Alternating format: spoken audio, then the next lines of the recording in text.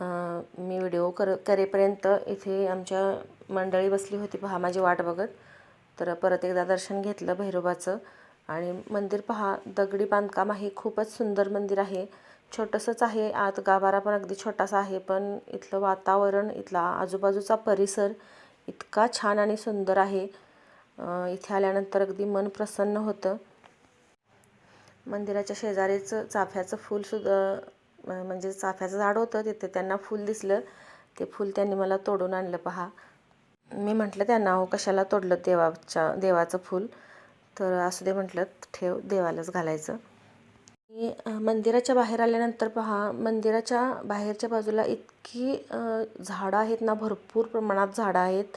आणि इथे हे ज्या खोल्या दिसतात ना, इथे नवरात्र वगैरे जे बसतात लोक, तिथे त्यांना बसायला जागा केलेली आहे. ती नवरात्रांमध्ये किंवा इतर वेळेला जे जत्रा वगैरे घेऊन येतात त्यावेळीसुद्धा इथे त्यांना जेवायला किंवा बसायला ही जागा आहे. आणि इथे वडाची झाडं भरपूर आहेत पहा. इतकी भली मोठी वडाची झाडं आहेत ना इथं. तुम्ही बघितलं तर एक मला वाटते आपली रूम असेल ना, त्या प्रकारे त्या रूम एवढी अशी, म्हणजे 10 बाय 10 अशी रुंदीची, इतकी जवळपास इतकी रुंदी असेल या झाडांची. एवढी मोठी रुंदीची झाडं इथे आहेत आणि खूपच मोठी आहेत. पारंब्या तर इतक्या मोठ्या मोठ्या आहेत. इथे सगळ्यांनी हे पहा, हे मिस्टर माझे झुला घेत आहेत. सगळ्या मुलांनीसुद्धा इथे भरपूर वेळ घालवला.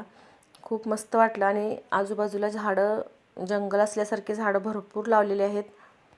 हे आता वडाचं झाड तुम्ही पाहू शकता, किती रुंद आहे आणि किती पसरलेलं आहे ते तुम्ही पाहू शकता. इतकं छान वाटतं ना इथे गेल्यावर. एकदा नक्की जाऊन या मंदिराला भेट देऊन या. इथे व्हिडिओ करायच्या नादात सगळी गाडीत जाऊन बसलीत आणि माझं चप्पलच इथे राहून गेलं. मग पुढे गेल्यानंतर लक्षात आलं की माझं चप्पल इथे राहिलं. मग आम्ही दिवसभर वेळ घालवला सासूबाईंच्या माहेरी. तिथं पण त्यांच्या माहेरच्या देवाला गेलो. नंतर घरी जाताना आम्ही इथे मंदिरात परत आलो 4 वाजता संध्याकाळचं. तर माझं चप्पल जिथे होतं, मी ठेवलं होतं तिथेच होतं. ते मी परत घातलं आणि मग आम्ही घरी गेलो. चप्पल आणायला जायच्या वेळी हे म्हणत होते, राहू दे तिकडं, घ्यायचं दुसरं, कशाला तेच लागतं तर तुला, राहू दे म्हणत होते, नकोच जायला म्हणत होते. पण मीच म्हटलं, माझं चांगलं चप्पल आहे, नवं चप्पल आहे, नको जायला, परत आणूया. म्हणून आम्ही परत त्यांना मी घेऊन गेले. पण मला काय ओरडा वगैरे बसला नाही. म्हणून आतल्यात खुश पण होते मी, ओरडा बसला नाही म्हणून. सकाळी ठेवलेलं चप्पल संध्याकाळी आम्ही आणायला गेलो आणि ते तिथंच होतं. हे पाहून खूप छान वाटलं.